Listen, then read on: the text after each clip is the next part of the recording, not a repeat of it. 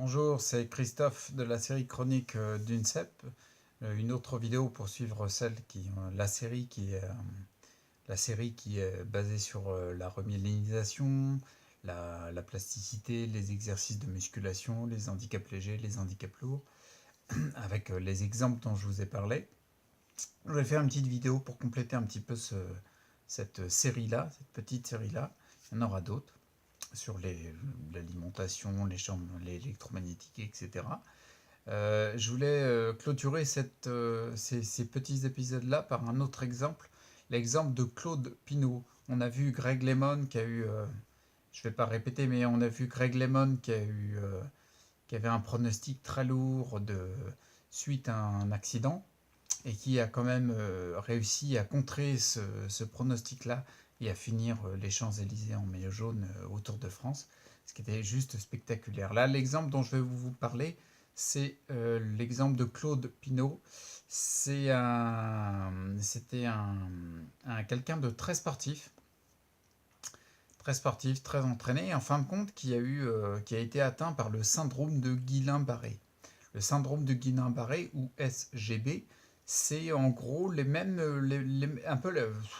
carrément les mêmes symptômes qu'une sclérose en plaques, vu que le syndrome de Guillain-Barré, c'est l'attaque de la myéline. Encore une fois, comme dans la sclérose en plaques, il y a une destruction de la myéline.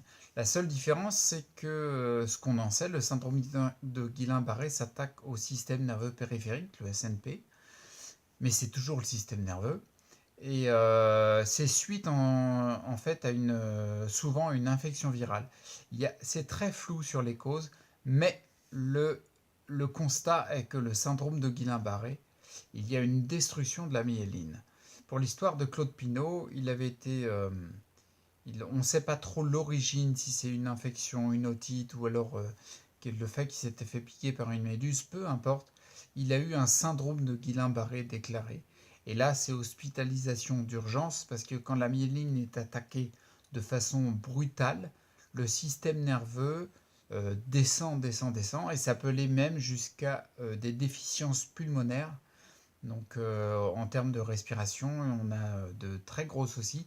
Il a été obligé d'être hospitalisé d'urgence. Il a perdu il a été tétraplégique.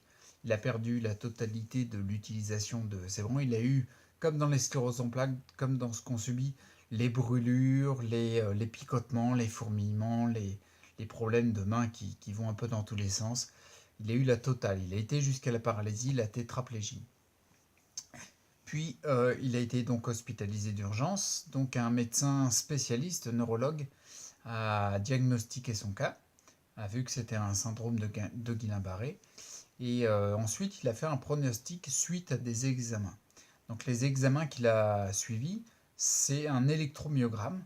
Un électromyogramme, en fait, c'est pour voir l'activité électrique, comme un électrocardiogramme, c'est pour voir l'activité électrique du cœur, électroencéphalogramme, électromyogramme, c'est pour voir l'activité physique des muscles. Donc, ils ont analysé ça pour voir à quel point était touché le système nerveux. Le système nerveux est composé de beaucoup d'éléments, les oligodendrocytes, la myéline, les axones, bref, il y a plein d'éléments. Et là, le spécialiste a vu que les axones étaient touchés. Donc le pronostic qu'il a fait en fonction de ce qu'il a vu et de la vérité qu'il avait en lui, il a pronostiqué le fait qu'il ne remarcherait pas. Il a dit habituez-vous au fauteuil, vous ne remarcherez jamais. Voilà. C'était comme Claude Pinault le dit dans son livre, un pronostic coup de poing. C'est-à-dire que c'est un pronostic autant coup de poing que la sclérose en plaques primaire progressive. C'est-à-dire c'est incurable.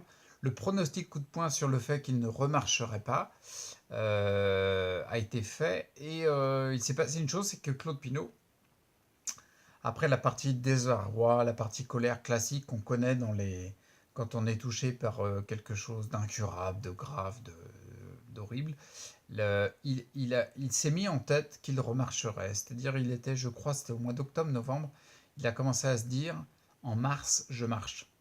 Et il répétait ça tout le temps, en mars, je marche, en mars, je marche, en mars, je marche.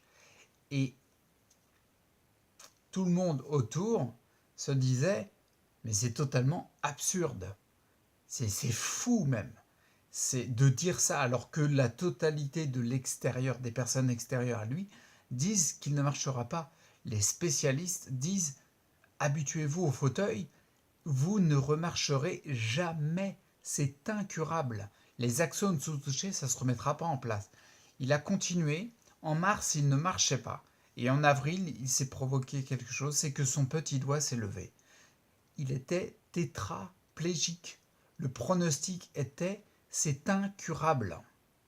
Le pronostic était vous ne marcherez jamais.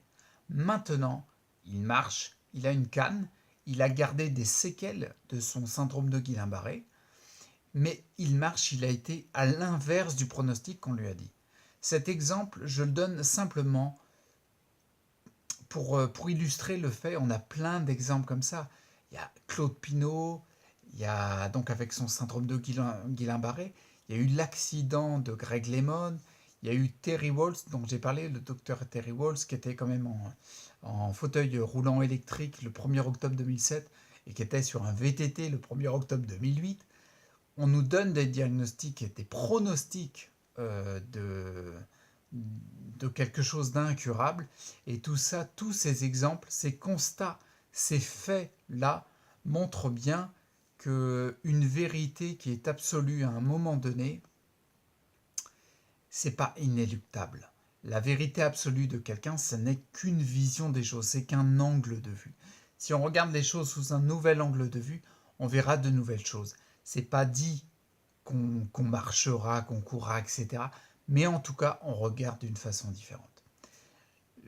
C'est Albert Einstein qui disait encore, qui disait que on ne peut pas solutionner un problème avec le même niveau de conscience qu'il l'a engendré. C'est-à-dire que si on utilise le même niveau de conscience qui a engendré le problème, on ne pourra pas trouver de solution, on ne change pas d'angle de vue. Alors pour terminer, je vais juste vous poser une question. Est-ce que vous avez envie de changer d'angle de vue pour au moins voir les choses différemment? C'est pas dit qu'on remarchera, c'est pas dit qu'on courra, mais en tout cas, on regardera les choses sous un angle différent. Alors élevons nos consciences et commençons à changer d'angle de vue. Si vous aimez les vidéos que je fais, n'hésitez pas à les partager au maximum si vous pensez que ça peut apporter quelque chose à quelqu'un qui a besoin de ces informations-là. N'hésitez pas, mettez des likes, des j'aime, tout ce que vous voulez. Abonnez-vous et ensemble, restons acteurs pour notre santé. À bientôt. Ciao.